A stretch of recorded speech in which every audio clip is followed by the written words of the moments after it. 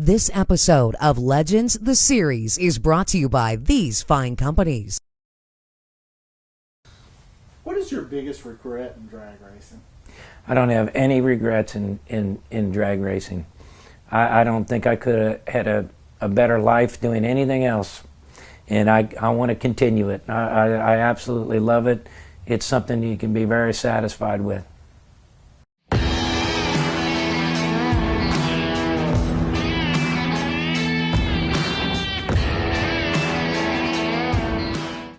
As a kid, I was probably pretty much a normal kid.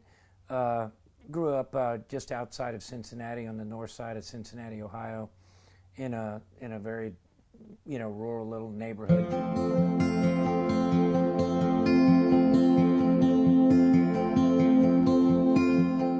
Basically, when I was really young, I just liked the regular old things, baseball teams, things like that. But I guess when I got to be about 10 years old, 11 years old, I had a friend that lived up the street. His name was Jim Tufel, and he had an older brother, and his older brother had a Corvette. And naturally we were just all about that Corvette. He had a couple cars, so he didn't always take that Corvette to work. So we were able to go play in that thing when we were pretty young, and we just thought that was the neatest thing going. And that was probably one of the biggest things that got me interested in high performance cars.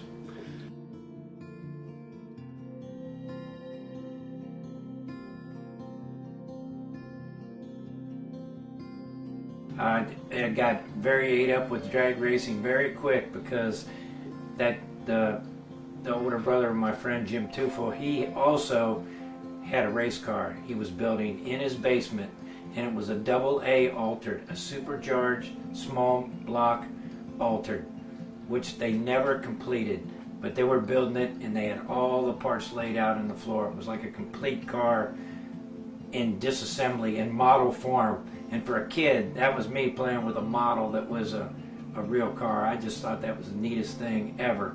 We'd be down in his basement looking at his brother's car parts from morning till night. Well, it didn't take long that his brother took us to the racetrack, to the drag strip, which is probably a pretty good, when you're 11 years old, you think going somewhere that took 45 minutes to get there, you think of that as being going on a big trip. So that was a big thing for me.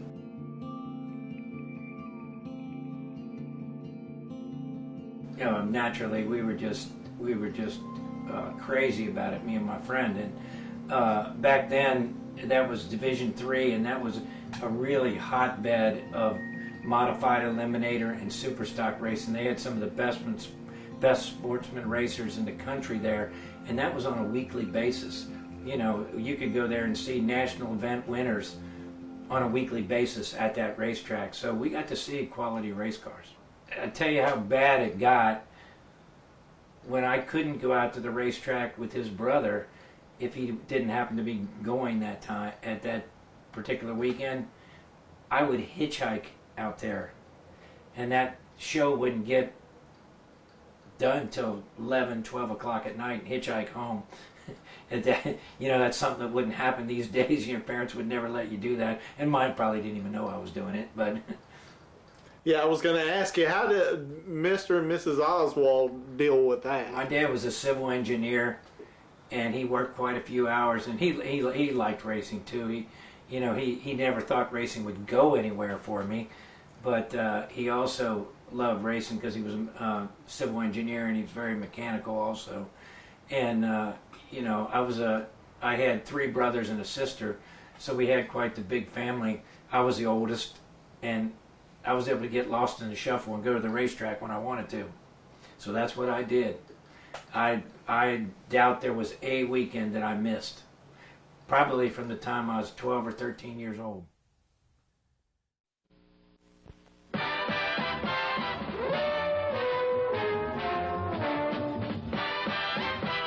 For Chevrolet's sports department, here's Paul Horney. There are a lot of funny ways to get from here to there, but there's one fun way, and that's in his Camaro Super Sport. The Hugger's got everything it takes to make your driving a lot more fun. big V8 performance, beefed up shocks and springs, road sticky wide oval tires, super sports styling. Man, it's the best looking thing on the road. Well, my first race car was a 68 Camaro 396, 375 horsepower car that ran in B stock. And I remember when a friend of mine had that car, and that was way over my head, you know, for me to afford something like that. I didn't even have a really full-time job yet. So I remember I told my mom how bad I wanted that car, my mom and dad, and basically they said, well, if you get a job, we'll help you get that car. So I just went out one afternoon and came back and I told them I got a job. Well, I didn't have a job, but I told them I did, and I got that car. And then from then on, that was my job. All I did was work on that car. The first time I let the clutch out on it, probably something broke. I don't even remember, but eventually that car ran pretty good. It ran pretty close to the record. There wasn't indexes at the time. It was a national record, and that's how you based your car off of. It was probably just only a couple tenths off the national record, so it ran pretty good. And that was the stepping stone. After that, I started working at a machine shop in Cincinnati, a big machine shop, G.A. Gray. Now it's called Warner Swayze. And I learned to do machine work, but I was only there a short time, probably 6 months or so. And by hanging around the drag strip every other moment, when the local engine builder in the area, his name was Dick Winley, he owns D&J Racing Engines in Cincinnati. When he found out that I knew how to run a lathe and a mill, he offered me a job in the race engine shop, so naturally that's where I went. So basically from that early age on, all I did was work in racing. How did that first modified, the stocker turned modified? Is that correct? The stocker turned into a modified because Dick Winley, my boss at that time, he was a Chrysler factory racer, and we did a lot of development work for Chrysler on engines, and he raced in that modified eliminator category, so I fell in love with it. And kind of the perk of racing, working there at the race engine shop is I was able to, we were able to build the engines relatively cheap. All the machine work was free. We just had to do it ourselves, which was a big learning experience for me. And the other really instrumental thing in me becoming a professional racer is that's where I met Tom Kattelman. He worked at that race engine shop.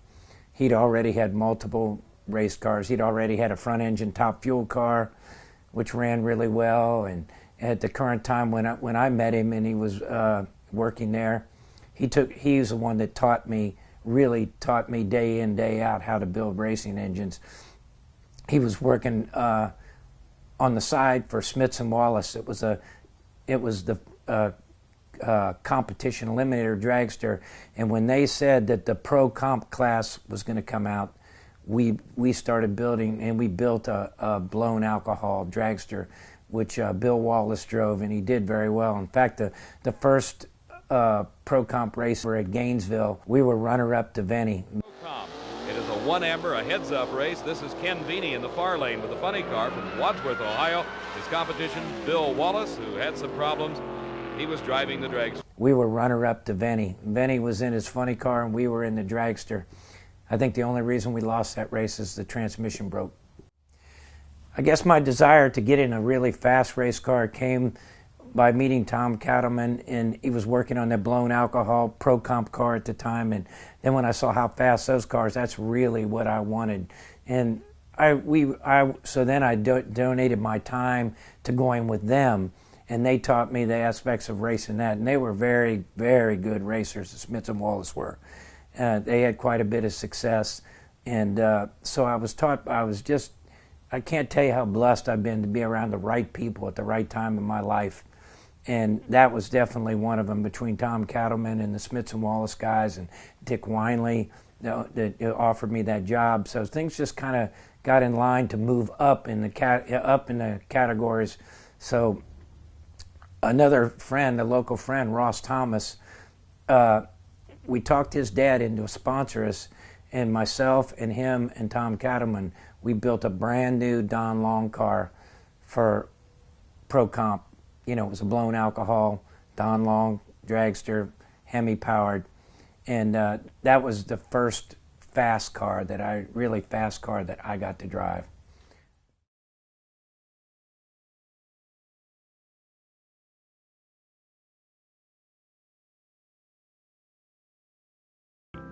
The 12th annual Summer Nationals are in progress. With $510,000 in prize money, more than 600 contestants from the country over are taking part. 28-year-old Mark Oswald getting ready for his first final round in NHRA competition. Mark, there's an area of calm in your pit area here. Up in Gary Beck's pit, it's quite exciting. Have you ever taken on Gary Beck before? No, we've not really raced him in one of these deals yet. You know, he's won 9 national events and is a former world champion. That sort of get to you? No, not really. He's plenty tough, but we'll run our own race. This is your first NHRA final, right? Right, correct. What's inside of you? Just love to do good here for a change. We've had a string of bad luck, transmission problems before, and everything's ironed out this weekend and working good. The motor's performed real good for us. You sound confident. I am. I know we'll make a consistent pass. It's going to take a good run to beat him, though. I don't know that going Top Fuel was intimidating to me. I wasn't really intimidated about going to Top Fuel because that was our intention the whole time. Like I said, Tom Kattelman had a Chevrolet-powered Top Fuel car previous to that. But we raced that blown alcohol car with Tom driving the car for the first couple of years, and then I got my license in it, and I drove that car for 1 year. And then we said, we're going to go to Top Fuel, and then we built a fuel engine and put it in that car and started racing Top Fuel. Really, the big story is the 16th qualifier, the slowest car on the field at 5.78 seconds. That breaks a record set 5 years ago. We had a stock stroke motor, a 426. Most people had a lot bigger engine in that, but it ran really well, if I remember right. And we went to Indy that year. I think Gary Beck was #1 qualifier that year. So for a stock stroke motor and guys just starting, we were able to qualify. As the defending world champion, Shirley Muldowney, tangled with that number 16 qualifier, Mark Oswald, the driver for the team of Thomas, Oswald, and Kattelman. Shirley had experienced a great deal of difficulty in qualifying. She suffered severe engine problems on a couple of runs, but thought she had them all worked out in time for this first round race, and the engine exploded at the finish line. Warren Johnson, when I did a Legends with him, said he was always eternally grateful for the IHRA series because it afforded him the opportunity to learn how to win. IHRA racing definitely afforded me the opportunity to win. That's where I won my first races and got better and better, and so I naturally moved up to going to some NHRA races. This is the #1 qualifier, Billy Williams. He's from California, but he drives the Columbus, Ohio car of Jake Kaufman against Mark Oswald. From Wyoming, Ohio, the team of Oswald, Thomas, and Kattelman. They spent a lot of work this past winter getting this car as light as possible, so the 2,000 horsepower plus engine puts it down the racetrack, hopefully ahead of Billy Williams. Williams, having won everything possible in Pro Comp racing, that's the sportsman categories of drag racing, has advanced to Top Fuel, and Jake Kaufman's car had set a new track record in qualifying. He's off the line with Mark Oswald side by side, and something goes wrong. Mark Oswald with a freebie. He wins it on a big break, 6.14 seconds. His speed, 234 miles an hour. Was there ever a time when it was the early days of driving Top Fuel that the dangers of driving this really hit you full center? I didn't look at Top Fuel racing as being dangerous. I did see accidents, and I fully thought that that's probably what would happen to me one day, because, and if you told me it wouldn't have mattered, because that's what I wanted to do. Once we put nitro in the tank, we weren't looking back. We're ready to go with the first round of Top Fuel Eliminator.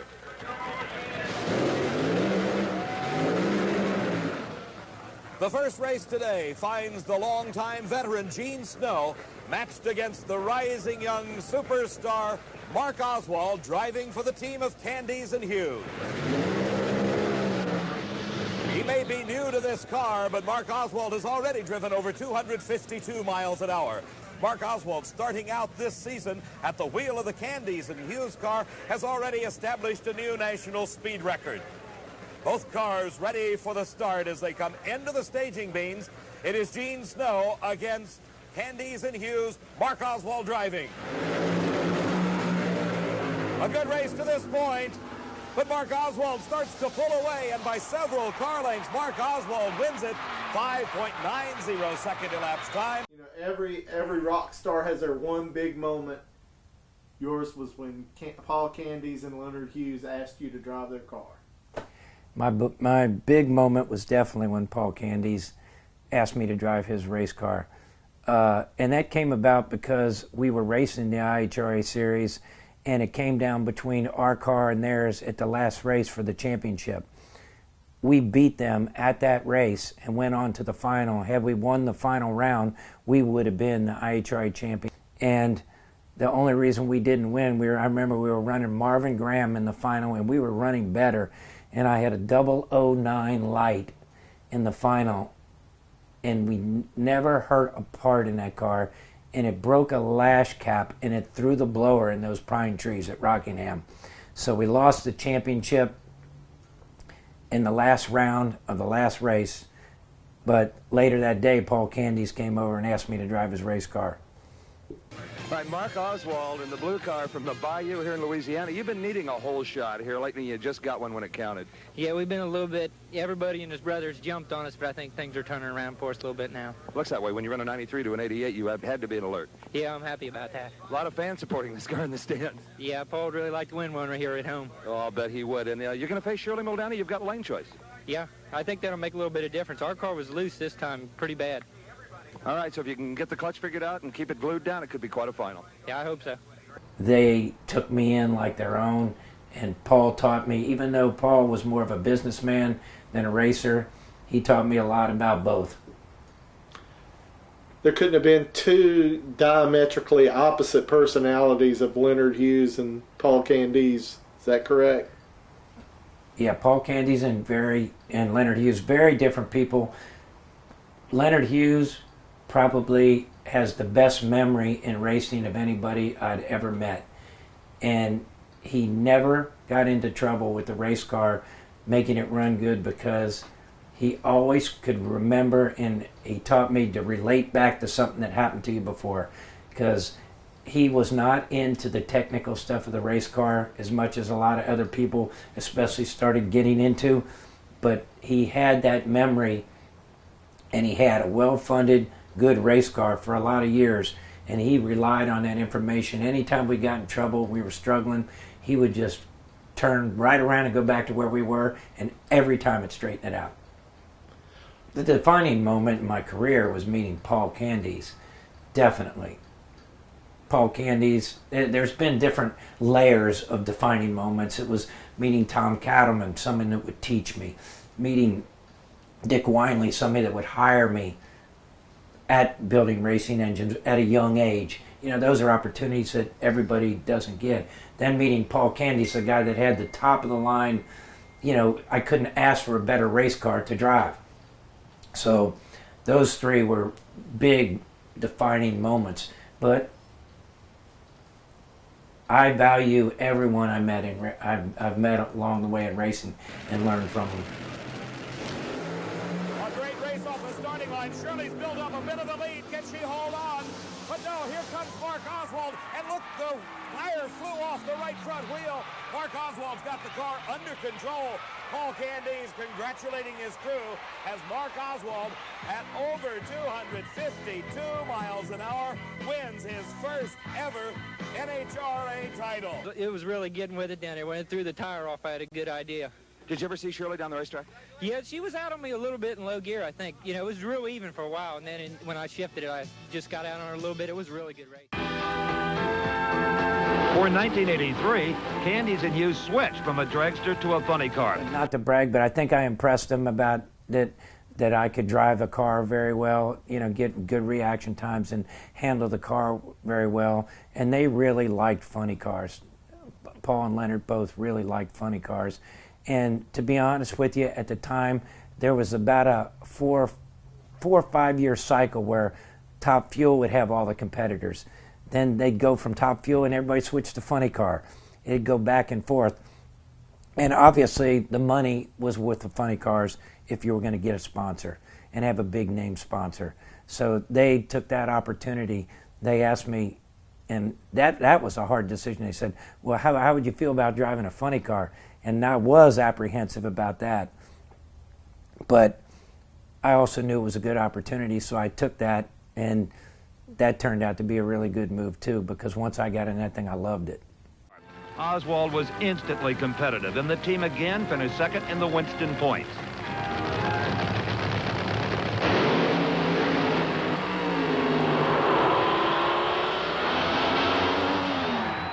Why were you apprehensive? I just always thought as Top Fuel cars as the kings of the sport, and I didn't want to be second fiddle to anything. You know, just young, and that's the way I thought. So, and that's what I was racing. And also, I had a taste of really good success. Did I want to change right in the middle of when, you know, it just became successful? But it turned out to be a good thing. So, you guys go right out, and not only did you win one championship, but you won the IHRA and NHRA at the same time. And the AHRA. AHRA. Yeah, all three in the same year. So what does it feel like? What did it feel like to be the absolute king of the hill? Well, it felt great. You know, I probably had a big head and everything else. You know, but I quickly grew out of that because, you know, the year after we won all three championships was a year that we struggled. The defending IHRA Winston Pro Funny Car World Champion. Oswald has had a season sort of like heads. He really hasn't put it together either. You know, he was the defending champion, or is the defending champion this year. Last year, he was the leading money winner. He won over $155,000. He's actually second in terms of dollars won so far this year, but he has yet to win a race. He's 0 for 1 in IHRA competition. Mark Oswald set to go in the near lane, Jim Head in the far lane. These are the quarterfinals in the IHRA Summer Nationals from Cincinnati, Ohio. In the far lane, Jim Head has the advantage all the way down, and he defeats Mark Oswald. 1985, the year following all three championships in 1 year, we got the bright idea that we would put a bigger fuel pump on it.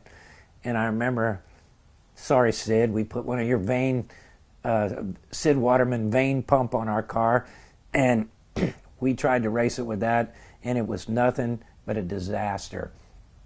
It took a good running race car and it just ruined it. Turned out the pump was cavitating, and the only way we finally fixed it was when we were at Bristol. It was so bad it blew up, caught the car on fire, and I ran it halfway up that hill at Bristol and destroyed it. It was a bad explosion and a fire, but we didn't have the safety things we had back then, and basically it put oil from the front of the blower case on my visor, and my visor started on fire and melted. So the visor in front of my face melted, and I couldn't see. I knew the dog leg was there, and that was the worst thing for me to know, because I took a guess where it was at, and I started turning that way, knowing there was a dog leg there, and about halfway through that I go, you're turning too much. It's not that much of a dog leg. And I turned back, and sure enough, it caught the guardrail on the left and went up that hill, up that mountainside that used to be there. And so when we got back home, we put another car back together, put everything back together, and said, that pump's not going on there. And the rest of the season was good. That was a turning moment in fixing that bad season, because the end of the 85 season, we finished really well. It was just we ruined our whole season trying to move forward. And sometimes that happens. To this day, I tell everybody, you got to have the stomach to run bad if you want to run good. Because if you're going to try things and try to get an advantage, you're going to look bad at times. And that's a tough thing to do. It's especially in today's racing, that's very hard to do, because you can't afford to back off at all. But in his first round race with Al Hoffman, disaster struck.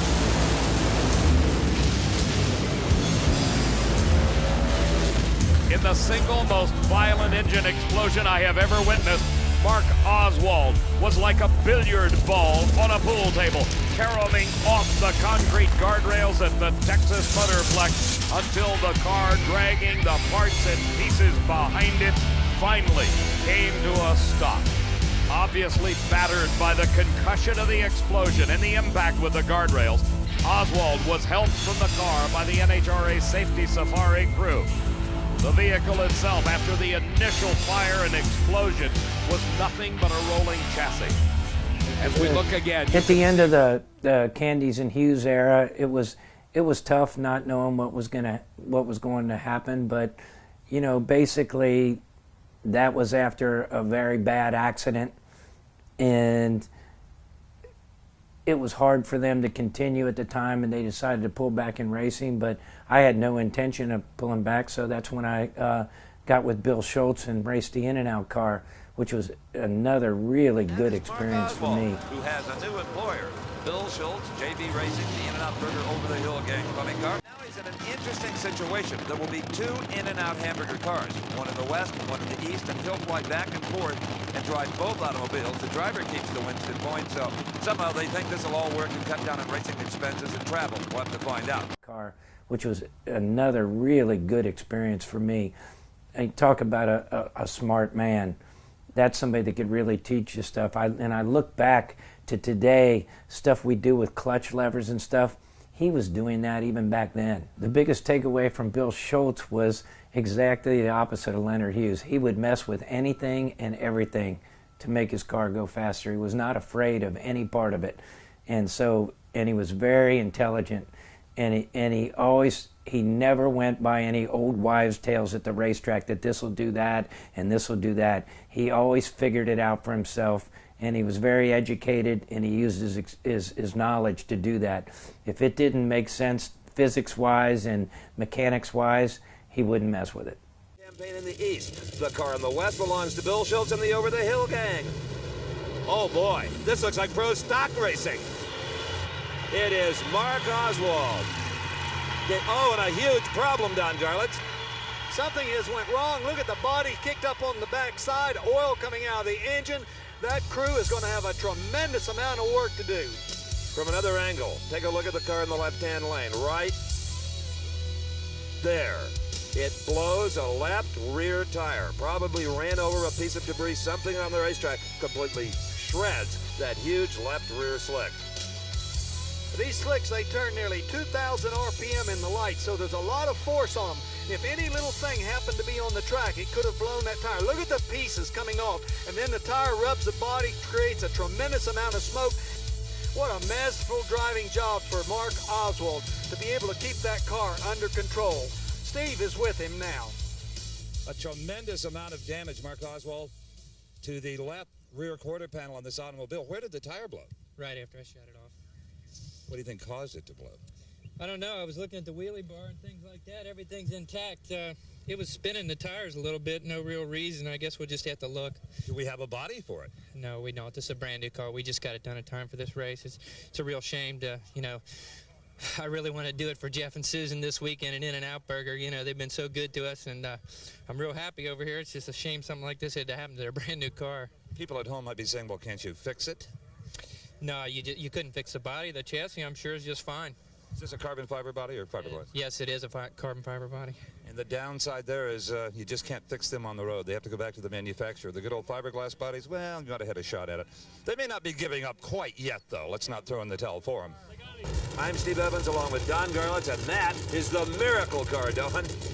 I can't believe my own eyes that it's up on the starting line. We saw that gaping hole in the body. Everyone was agreeing it was not going to be repaired, but they have done it. So Mark Oswald in the East Coast, In-N-Out hamburger car, left side of your screen. John Force over in the far lane. The Castrol GTX Oldsmobile Force has been in every final this year and has won 2 of them. This is the first final for Mark Oswald. They debuted this car here at the Gators. I just hope that all that repair is not going to get Oswald's concentration. Oh, and it is Force up in smoke.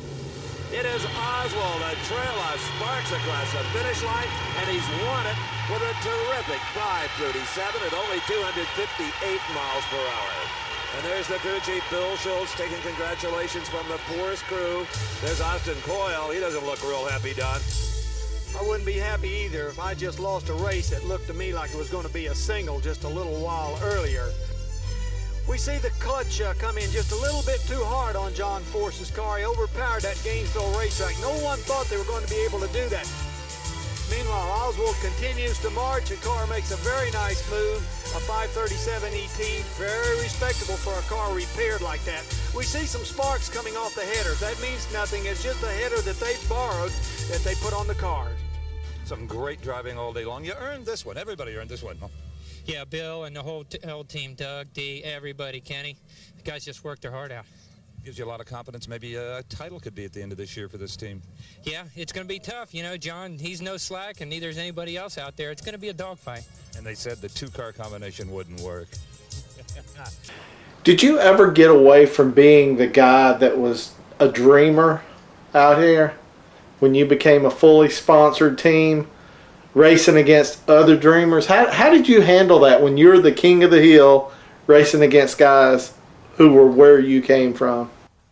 I never really thought about my position in racing, whether I was on the top of the hill or the bottom of the pile. I never really forgot about it. I guess I have a respect for every racer out there. I like to think I have a respect for every racer out there because I've always had the attitude that why would I think I'm any better than somebody that had a Z stock car? They like the same thing I like. We're all the same. So and I came from the sportsman racing ranks, so I always loved that type of racing. There's many times when we were winning national events that I'd go up, if I got a moment, and go watch sportsman racing in the stands. Watch Modified Eliminator, right? Modified Eliminator was definitely my favorite. How much of Leonard's experience helped you later on when you became a crew chief? I think I told you before, Leonard's experience was in his memory and recollections of things he'd done before, and that's probably the biggest thing I took away from him was to don't be afraid to go back where you were before you got all fouled up, and try to do that to this day. When was it that you started to prepare yourself to eventually step out of the seat and become a crew chief? That was from the day I started racing, I guess. It's just all the fact that I was a hands-on person, and I really think that when I quit driving, it wasn't as difficult for me as it would have been because I looked at a crew chief or a crew member job the same way as driving. I didn't think of those jobs as any different. And I actually got my satisfaction out of working on the car, building it, and making it win. And now as a crew chief, I get my satisfaction the same way out of seeing the crew members work their asses off and it all come together and you run good and win a race. And that's what gives me satisfaction.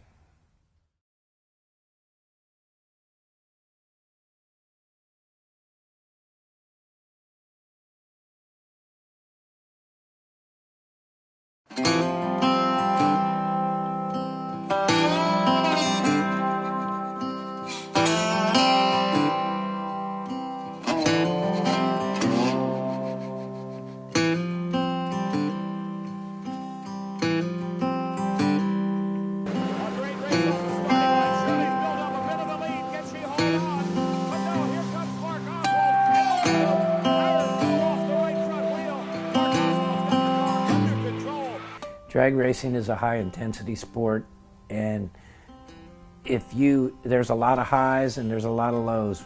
Winning, losing, blowing up all your stuff, the car performing well, those are all ups and downs. And I try to keep on an even keel because I know for myself, you don't make good decisions when you're emotional. You have to weigh out everything and do it in a logical manner, especially with a race car. And so that's what I always tried to do.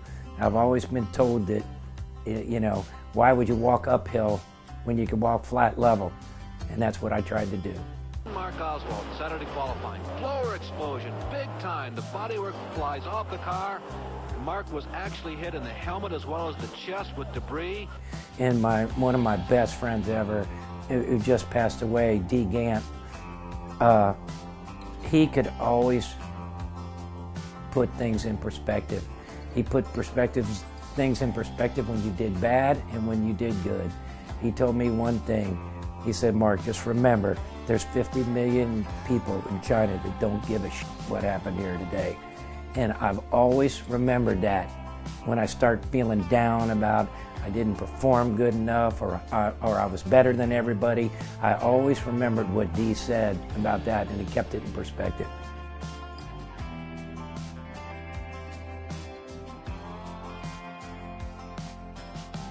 Well, Mark, you set a new national record with the 5:19. I think you broke your own record at that. What's up your sleeve for the next round? Well, I'd like to see 4 of those tomorrow. I think we'd be a winner. Of course, I would have thought that, earlier today when Snake beat me with 1, but no, we're happy that it repeated. We tried a little something that time, and we just had to go back and evaluate, but we're happy with that.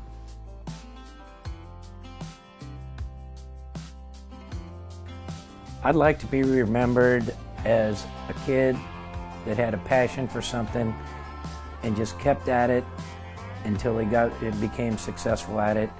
And I'd also like to be remembered as somebody that appreciates the blessings he was given and the people he met at different times in his life, because that's what makes your life, is the people you meet and what you take away from.